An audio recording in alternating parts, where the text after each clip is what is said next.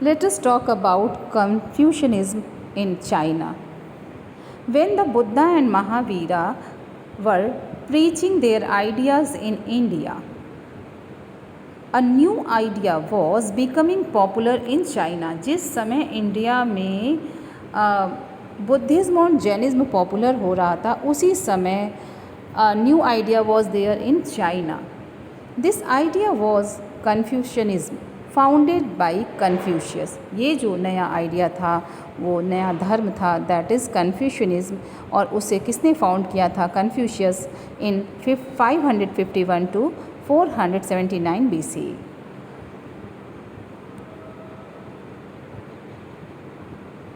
Confucius was born in a poor but noble family. He was a realistic philosopher. वो एक दार्शनिक था, philosopher था. He never dealt with mystical questions related to God and life after death. यानी इन matter पे उसने कभी बात नहीं की कि जीवन क्या है और ईश्वर क्या है and what is the next life after the death.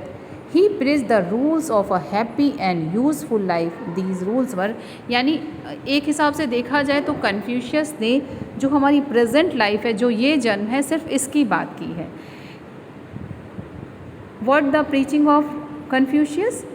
B sincere, polite and kind. This is adoptable, यानी सिंसियर रहिए, पोलाइट रहिए और काइंड टूवर्ड्स एवरीवन, यानी दया रखिए. Work hard and respect learning, यानी work hard and respect learning, यानी हमेशा सीखते रहिए और अपनी मेहनत कीजिए. Obey and respect laws and tradition, जो भी हमारे ट्रेडिशंस और लॉज हैं उनकी रिस्पेक्ट कीजिए. He preaches to lead a simple life that includes mutual respect, duty and responsibility towards each other. यानी कन्फ्यूशियस ने जो शिक्षा दी है वो क्या है? एक सिंपल लाइफ की, जिसमें क्या है? म्यूचुअल रिस्पेक्ट है, यानी एक दूसरे से बना के रखें, एक दूसरे का रिस्पेक्ट करें, एंड ड्यूटी एंड रिस्पॉन्सिबिलिटी, और अपनी ड्यूटी को, सभी अपनी ड्यूटी को फॉलो करें, अपनी रिस्पॉन्सिबिलिटी को फॉलो करें. That is given by Confucius. Now similarity of Confucius with Buddhism and Jainism. यहाँ कन्फ्यूशियस की तुलना जो है बुद्धिज़्म और जैनिज़्म से की गई है. Let us talk about the similarity of Confucianism with Buddhism and Jainism.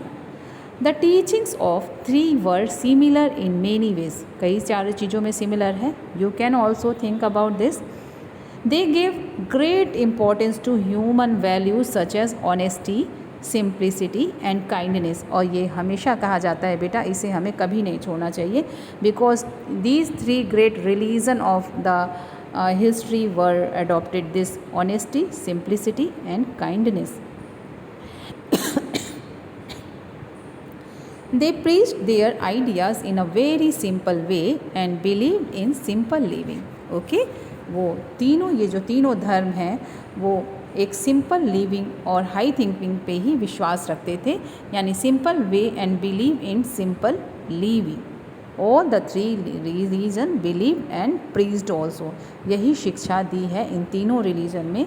तो चिल्ड्रन, यहाँ मैं आपसे ये कहना चाहूँगी, ये चैप्टर को पूरा करते हुए, by completing this chapter, please try to adopt the teachings of the religions.